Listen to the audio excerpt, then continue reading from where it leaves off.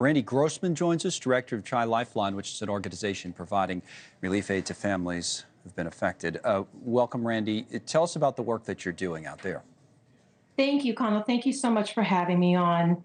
Well, Lifeline is an organization that helps families who are dealing with serious illness and crisis. And we have been on the grounds helping families really try to navigate this really terrible situation that's going on in Los Angeles. We've really never seen fires like we have this past week, and the devastation throughout Los Angeles is just so sad and so overwhelming.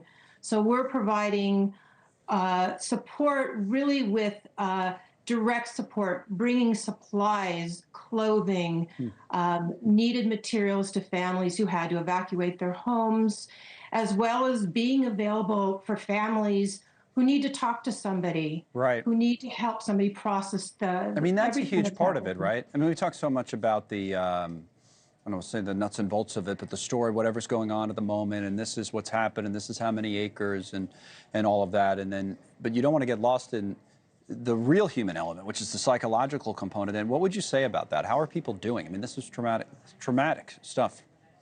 It's absolutely traumatic. I think every family is handling it differently, but it's devastating. Families have lost everything in a day.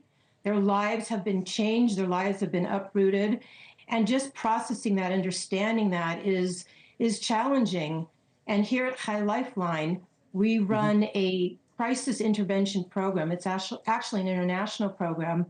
And we have mobilized all of our crisis teams around the country to be available 24/7 on our crisis line for anyone who needs to talk, who needs help, who needs support. We're getting calls from parents asking, how do I explain this to my child? How can I be there for my children? They're traumatized. What is the best advice on that question, on explaining it to children?